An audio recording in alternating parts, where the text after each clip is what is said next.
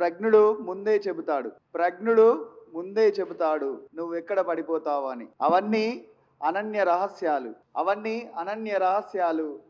నువ్వు ప్రజ్ఞుడు చెప్పిన మాటని, ఆయన మాట విని ఆయన చెప్పిన దారి నడువు అని చెప్తాడు. ప్రజ్ఞుడు ముందే చెబుతాడు నువ్వు ఎక్కడ పడిపోతావో. అవన్నీ అనన్య రహస్యాలు. నువ్వు కేవలం ఆయన చెప్పిన దారి మాత్రమే నడువు. దీని గురించి మాట్లాడుకునే ముందు 2500 సంవత్సరాల క్రితం ఒక చిన్న సంఘటన జరిగింది. ఆ సంఘటన ఏంటంటే, కపిలవస్తు అనే ఒక మహానగరం. ఆ నగరంలో సిద్ధార్థుడు అనే చిన్న పిల్లోడు వాళ్ళ తోటలో ఆడుకుంటూ ఉండగా అకస్మాత్తుగా ఆకాశం నుండి ఒక అంశ బాణం తగిలి కింద పడ్డది. ఆ పిల్లోడి ముందు పడ్డది. అప్పుడు ఆ పిల్లోడు వెంటనే ఆ అంశని తీసుకొని గుండెల కత్తుకొని ఆ బాణాన్ని తొలగించి ఏం చేసిండంటే, దాని గాయం నుండి రక్తాన్ని రాకుండా ఆపే ప్రయత్నం చేసిండు. కానీ తన సోదర సమానుడైనటువంటి దేవదత్తుడు అనే పిల్లోడు ఏం చేసిండు, నేను బాణం వేసిన ఆ పక్షి నాదే అని చెప్పి అన్నాడు. ఈ ఇద్దరి పిల్లల మధ్యలో కొట్లాట చివరగా శుద్ధోదడి దగ్గరికి పోయింది. రాజమందిరంలోకి పోయిన తర్వాత రాజు ఏమని చెప్పిండనంటే, ఆ పక్షి సిద్ధార్థుడికే చెందుతుంది అని అన్నప్పుడు ఆ పక్షిని కాపాడిన సిద్ధార్థుడు 9 ఏళ్ల పిల్లోడు. నేను ఎందుకు ఈ 9 ఏళ్ల పిల్లోడు గురించి మీ అందరి మధ్యలో చెప్తున్నానంటే, 9 ఏళ్ల పిల్లోడు పక్షిని కాపాడాలనే ఉద్దేశం ఉన్నప్పుడు శుద్ధోదనుడు అనే రాజు ప్రాణము పోసినోడిదే ఆ జీవితము తండ్రి తల్లి అని ఆ రోజు రాజశాసనం చేసినప్పుడు ఆ పిల్లోడు 9 ఏళ్ల వయసులో ఒక పిల్లోడు పక్షిని కాపాడిన పిల్లోడికి శాంతి, కరుణ, ప్రేమ, దయ అనే అంశాలు అప్పటి నుంచి ఆ 9 ఏళ్ల నుండి నేర్చుకొని 35వ ఏట జ్ఞానోదయం పొంది మహామానవుడిగా, మహాజ్ఞానిగా యావత్ ప్రపంచానికి శాంతి, అహింస అనే మార్గాన్ని నేర్పిన బుద్ధుడిగా మారిండు మిత్రులారా. అయితే నేను పదే 9 ఏళ్ళు 10 ఏళ్ల వయసు అని నేను విద్యార్థుల మధ్యలో పదే ప్రతి మీటింగ్లో మాట్లాడుతూ ఉంటా. ఇప్పుడు తెలంగాణలో బహుజన రాజకీయ అధికారం కోసం ఒక సెమినార్ జరుగుతుంది. నిజంగా రాజకీయ అధికారం అనేది గొప్ప కాంక్ష. మరి కాంక్షించే ముందు మన అర్హతలు పరీక్షించుకోవాల్సిన అవసరం ఉంది మిత్రులారా. ఇంతకుముందే చెప్పినట్టు ప్రజ్ఞుడు ముందే చెబుతాడు నువ్వెక్కడ పడిపోతావో. నిజానికి బాబాసాహెబ్ అంటే ఇక్కడ ఎంతమందికి ఇష్టం? బాబాసాహెబ్ అంటే ఎంతమందికి ఇష్టం? బాబాసాహెబ్కి ఎవరంటే ఇష్టం? బాబాసాహెబ్కి ఎవరంటే ఇష్టం? బాబాసాహెబ్కు ప్రశ్నించేవాడంటే ఇష్టం. బాబాసాహెబ్కు రెబల్ అంటే ఇష్టం. బాబాసాహెబ్కు ఈ దేశంలో ఎవరైతే అన్యాయాలకు, అవినీతికి, దుర్మార్గానికి, అణచివేతకి వ్యతిరేకంగా తిరుగుబాటు చేస్తున్న వాళ్ళంటేనే ఇష్టం. అవునా కాదా? మరి బాబాసాహెబ్కు ప్రశ్నించేటోడంటే ఇష్టమైనప్పుడు అసలు ఆ ప్రశ్న ఏంది అని మనం ఆలోచించినప్పుడు, ఇష్టమైన మనుషులు ఉండొచ్చు కానీ ఇష్టమైన ప్రశ్న కూడా ఉండాలి కదా. కానీ బాబాసాహెబ్కు ఇష్టమైన వాళ్ళు ప్రశ్నించేటోళ్ళు అయితే, రెబల్స్ అయితే, ఈ అన్యాయానికి, అవినీతికి, దుర్మార్గానికి, అంటరానితనానికి వ్యతిరేకంగా పోరాడేటోళ్ళు అయితే మరి ఏ ప్రశ్న అంటే ఇష్టం? బాబాసాహెబ్కి ఏ ప్రశ్న అంటే ఇష్టం? బాబాసాహెబ్కు ఇష్టమైన ప్రశ్న ఒకే ఒకటి. ఏంటది? ఓటు హమారా రాజ్ తుమారా నహీ చలేగా అని అన్నాడు. ఓట్లు మావి, సీట్లు మీవా అని ఆధిపత్య కులాలను ప్రశ్నించినోడు మాన్యవర్ కాంశీరామ్ గారంటేనే బాబాసాహెబ్కి ఇష్టం. మీరు, నేను, ఇక్కడ ఈ దేశంలో ఎవరు బాబాసాహెబ్కి ఇష్టం లేదు. ప్రశ్న అంత బలమైంది మిత్రులారా. సో ఆ ప్రశ్నకు సంబంధించి ఇప్పుడు మనము ఓటు ప్రశ్నించటోడంటే బాబాసాహెబ్కి ఇష్టమైనప్పుడు ఇప్పుడు తెలంగాణలో బహుజన రాజ్యంలో సెమినార్ అనే ఒక కార్యక్రమం జరుగుతున్నప్పుడు నిజానికి బహుజన రాజ్యాన్ని ఏనుగు గుర్తును కాపాడుకోవాల్సిన అవసరం ఉంది మిత్రులారా. ఇది చాలా చాలా ముఖ్యమైన విషయం. ఏనుగు గుర్తుకు ఒక ప్రాముఖ్యత ఉంది. ఎవరైతే సిద్ధార్థుడు పుట్టక ముందు మహామాయకు కలలో ఏనుగు వచ్చింది. ఆ తర్వాత సిద్ధార్థుడు ఎదిగిన తర్వాత జ్ఞానోదయం పొందుతున్నప్పుడు కూడా నాలాగిరి అనే ఏనుగు గౌతమ బుద్ధుడికి లొంగిపోయింది.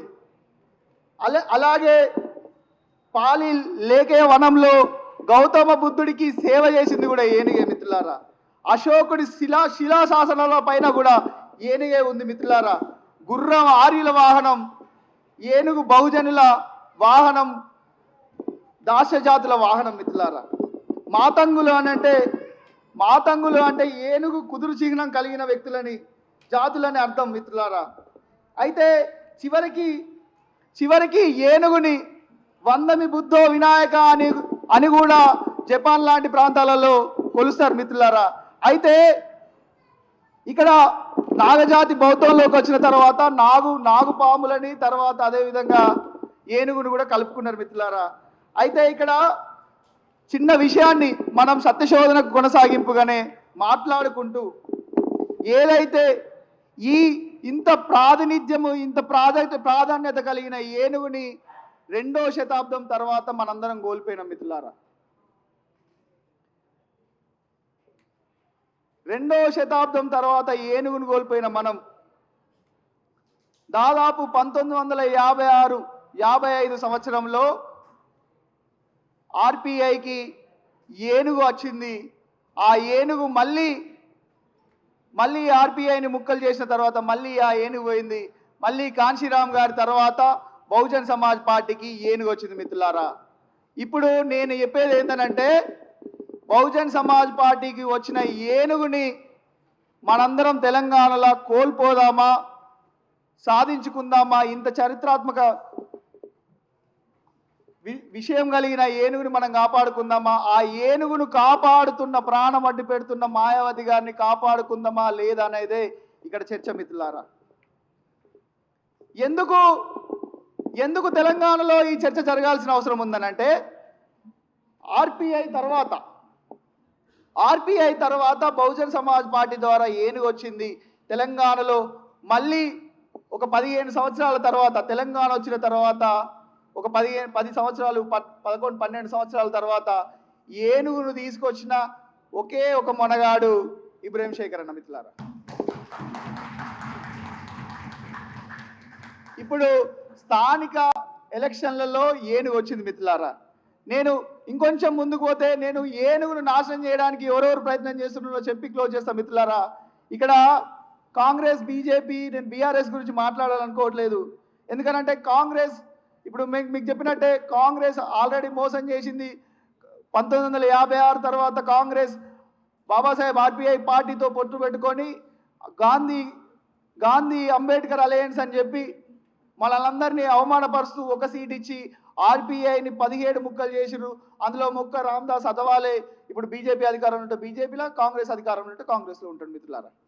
అయితే ఈ 17 ముక్కలు చేసిన తర్వాత కాంశీరామ్ గారు 1964 నుంచి 74 వరకు 74 నుంచి 84 వరకు నిరంతరం 20 ఏళ్ల పోరాటం ద్వారా బహుజన్ సమాజ్ పార్టీని స్థాపించి ఏనుగుని తీసుకొస్తే తెలంగాణలో ఏం జరిగింది, తెలంగాణలో ఏం జరుగుతుంది అని అంటే ఇదే నేను మళ్ళీ కొనసాగింపు ఏందనంటే ఆర్పిఐ నుండి 17 ముక్కలైనందుకే బహుజన్ సమాజ్ పార్టీ ఈ దేశంలో పుట్టింది మిత్రులారా. ఒకవేళ ఆర్పిఐ అట్లే ఉండుంటే బాబాసాహెబ్ కలలు కన్నట్టు ఉండుంటే ఖచ్చితంగా ఆర్పిఐ నుండే బహుజన సమాజాన్ని నిర్మాణం చేసాడు కాంశీరామ్ గారు. కానీ తెలంగాణలో ఒక చర్చ నడుస్తుంది. ఏమని నడుస్తుంది అని అంటే కాంశీరామ్ గారు ఆర్పిఐ నుండి బయటకు వచ్చి బీఎస్పీ పెట్టిండు కాబట్టి మేము కూడా ఇక్కడ బీఎస్పీ నుంచి డిఎస్పీ పెట్టినాం, పార్టీ పెట్టినామంటారు. మీరంతా కాంశీరామ్ అంత తురుముకాలేం కాదు మిత్రులారా. సీరియస్గా గుర్తుపెట్టుకోండి. అప్పుడు 17 ముక్కలైంది.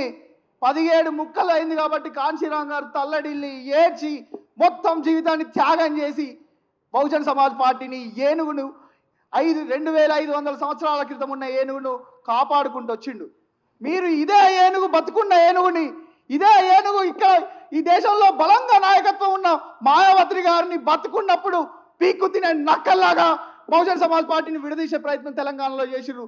దానికి ఇక్కడ డిఎస్పీ అనే ఒకటి పెట్టిర్రు.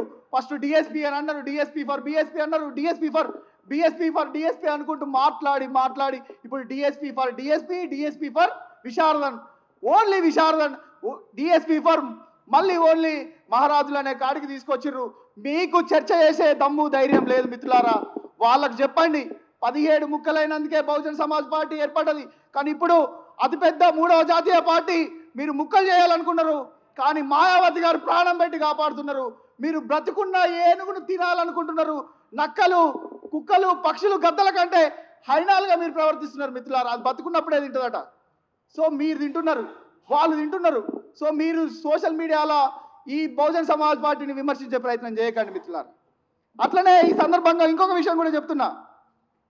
ఏ సమాజం అయితే ఇక్కడ త్యాగంతో ఒక ఉద్యమాన్ని నిర్మాణం చేయాలనుకుందో, ఏ సమాజం అయితే ఈ ఆధిపత్య కులాల నుండి ఈ సమాజాన్ని కాపాడాలనుకుందో, ఏ సమాజం అయితే ఈ సమాజం మీద ఉన్న ప్రేమతోని నిన్ను కాపాడాలనుకున్నారో, మీరందరూ ముసుగులేసుకొని వచ్చి బహుజన్ సమాజ్ పార్టీని విడదీయాలనుకున్నారు మిత్రులారా. కానీ బహుజన్ సమాజ్ పార్టీని బలంగా నడిపించడానికి మా నాయకుడు ఇబ్రహీం శేఖర్ అన్న వచ్చింది మిత్రులారా. ఇక తెలంగాణలో పనికి సంబంధించిన కాంశీరాం గారికి పనికి సంబంధించిన అవరోధాలు ఏం లేవు మిత్రులారా. క్లియర్గా గేట్లు ఓపెన్ అయినాయి. విద్యార్థి సంఘాలు ఇక్కడ చాలా మంది విద్యార్థి సంఘ నాయకులు వచ్చారు, ఉపాధ్యాయ సంఘాలు వచ్చినాయి, లేకపోతే ఉపాధ్యాయ నాయకులు, ఉద్యోగ నాయకులు చాలా మంది ఉన్నారు. క్లియర్గా కాంశీరాం గారి పని మిషన్ మొదలైంది. మీ అందరికీ గర్వాపసి, ఒక నాయకత్వం, ఒక పార్టీ, ఒక గుర్తు. ఈ గుర్తు మీద మనందరం పనిచేద్దాం మిత్రులారా. ఇక్కడ చివరగా ఒకటే విషయం చెప్తున్నా విద్యార్థులందరికీ. గౌతమ బుద్ధుడు మొట్టమొదటిసారి 35వ ఏట ఒక మాట చెప్పిండు.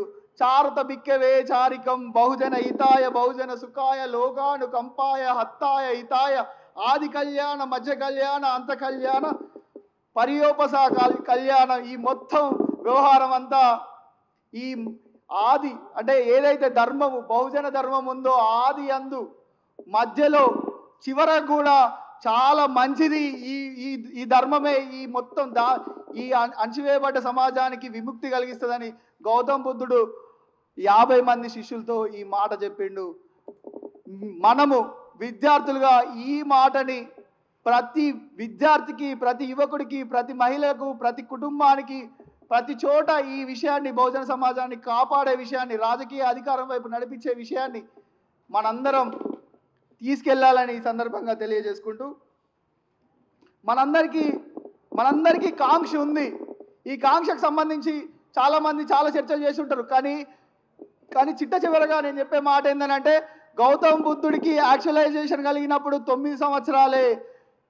బుద్ధుడు 9 సంవత్సరాలప్పుడు ఒక నిర్ణయం తీసుకొని తన జీవితాంతం ఈ సమాజానికి సేవ చేసినట్టే ఫూలే, అంబేద్కర్, కాంశీరాం గారు, ఇక్కడ ఉన్న మహనీయులంతా 9-10 సంవత్సరాలప్పుడే ఒక నిర్ణయం తీసుకొని ఈ సమాజాన్ని కాపాడిర్రు. నేను ఈ 9-10 సంవత్సరాల విషయాన్ని పదే ఎందుకు చెప్తున్నా అంటే, మనము 20 సంవత్సరాల పిల్లలమే అయి ఉండొచ్చు, 21 సంవత్సరాల పిల్లలమే అయి ఉండొచ్చు. కానీ ఫూలే, అంబేద్కర్ మనకు తెలిస్తే, ఫూలే, అంబేద్కర్, కాంశీరాం గారి, మాయావతి గారి పని తెలుసుంటే, నాయకత్వం తెలుసుంటే, ఇబ్రహీం శేఖర్ అన్న తెలంగాణలో చేస్తున్న పోరాటం మన విద్యార్థుల దగ్గరికి తీసుకుపోతే, మాయావతి గారికి 17వ ఏట,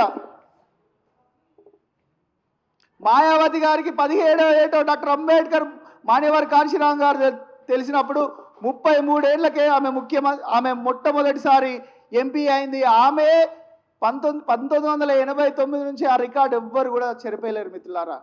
17 ఏళ్ళప్పుడు డాక్టర్ అంబేద్కర్ ఉద్యమం తెలిసినందుకు 33 ఏళ్ళలో ఆమె ఎంపీ అయింది. 39వ ఏట ఆమె ముఖ్యమంత్రి అయింది. మనం 20 ఏళ్ళు, అంతకంటే 15 ఏళ్ళు, 10 ఏళ్ళు ఉన్నప్పటి నుంచే విద్యార్థులకు కాంశీరాం గారి మూమెంట్, బాబాసాహెబ్ మూమెంట్ను చెప్పాలని ఈ సందర్భంగా తెలియజేసుకుంటూ, తెలంగాణకు సంబంధించిన విషయాన్ని, తెలంగాణలో బహుజన రాజ్యానికి సంబంధించిన విషయానికి సంబంధించి విద్యార్థి సంఘాలందరికీ ఇక్కడ ఆహ్వానం తెలుపుతూ ఆహ్వానం అందరికీ ఓపెన్ గేట్ ఓపెన్గా చెప్తూ మనందరం కలిసి ఒకసారి రౌండ్ టేబుల్ చర్చలు చేసుకుందాం. అందరం కలిసి శేఖరన్నను మళ్ళీ పిలుద్దాం. అప్పుడు మీ అందరూ మాట్లాడండి, మేం మాట్లాడతాం, అన్న మాట్లాడతారు. ఒక సమన్వయంగా విద్యార్థుల ఉద్యమాన్ని, బహుజన ఉద్యమాన్ని, ఏను గుర్తును ప్రజలలోకి తీసుకుపోయే ఒక అంశాన్ని రౌండ్ టేబుల్ పెడతాం. ఆ తర్వాత నిరంతరం ఒక గుంపుగా, ఒక జేఏసీగా ఏర్పడి ఇక్కడ శరధర నాయకత్వంలో, వీరన్న నాయకత్వంలో, రాము నాయకత్వంలో ఉస్మానియా వేదికగా నిరంతర కార్యక్రమాలు చేస్తూ ఈ ఉత్సాహాన్ని అన్ని చోట్లకి తీసుకెళ్లే ప్రయత్నం చేద్దామని ఈ సందర్భంగా తెలియజేసుకుంటూ ఈ అవకాశం ఇచ్చిన మీ అందరికీ ధన్యవాదాలు. జై భీమ్, జై కాంశీరామ్.